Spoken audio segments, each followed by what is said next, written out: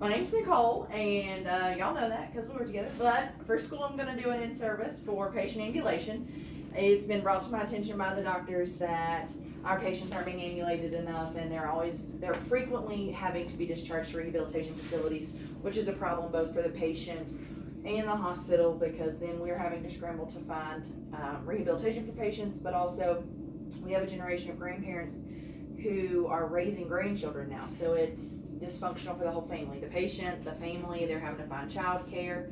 It's a big deal for our patients also. For this in-service, I had to find criteria to whether patients can be ambulated or not, because we are in an ICU setting and patients do become unstable quickly. We all know that.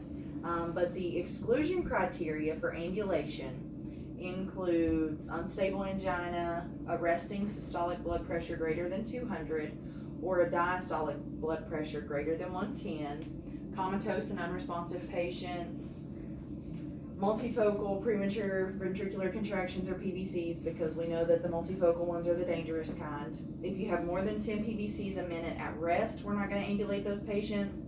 If you have new onset AFib, uncontrolled heart failure patients, patients on more than one vasopressor, because we know that our patients can be on several pressors in here at one time, sometimes even maxed out on all of them. If a patient has a suspected or a known aneurysm that's ruptured, patients who are on high amounts of oxygen, greater than 70%, we're not going to ambulate those patients. If they have systemic illness or fever, we're not going to ambulate those patients.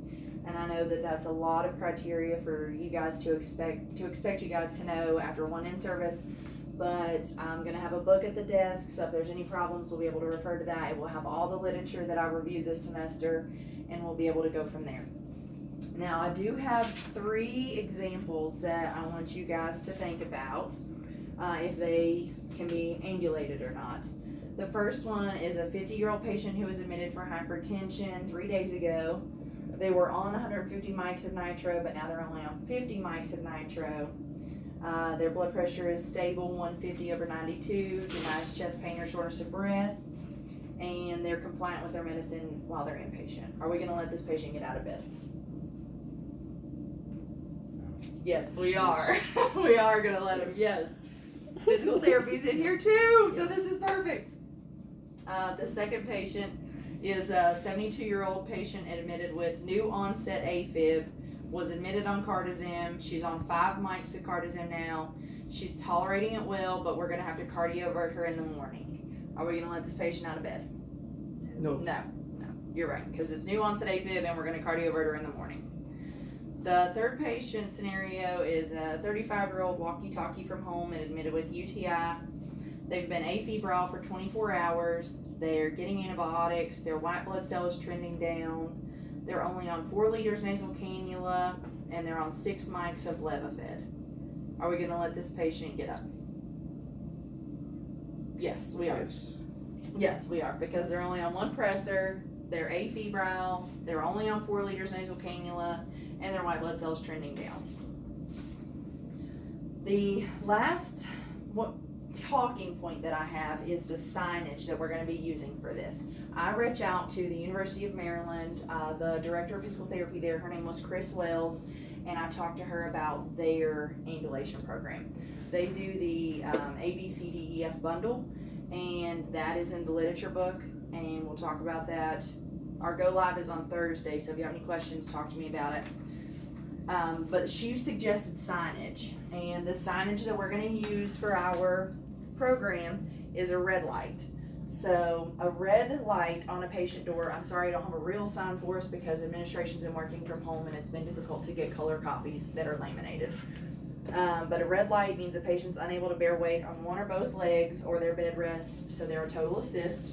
A yellow light means that you need an assistive device, and we have walkers and canes in the linen room if we need those, or a 1 or more person assist. So like me and Mackenzie would be in a room to ambulate a patient together.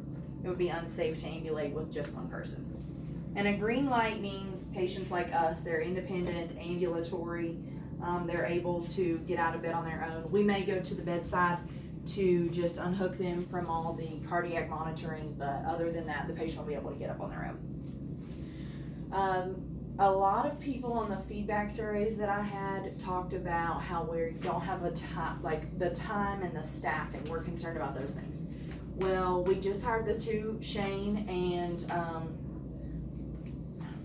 Charlie, as on days. So we have the new CNMs, and so now we have a CNM on every shift. So we shouldn't have a shift that's not covered with CNM. So that automatically gives us extra help. I'll be here on Thursday, go live. I'm not scheduled that day. But because the acuity of our patients has went up recently, I'm gonna make a point to be here so that way we can get our patients out of bed.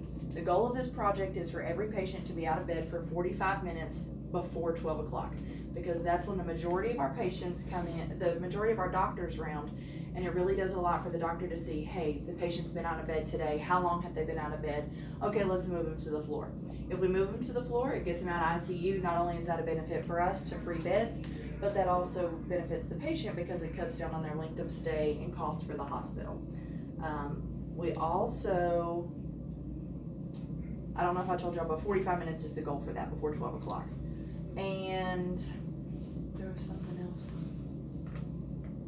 I think that's it. We're not asking you to do anything outrageous. We've been doing this, but we have people who haven't been doing this, and that's a problem. That's a problem for the patient. So I'm not asking you to do anything I haven't been doing, that we as a team haven't been doing, but we need to get our patients out of bed. If you have any questions, see me, Brad, physical therapy, any of the CNMs.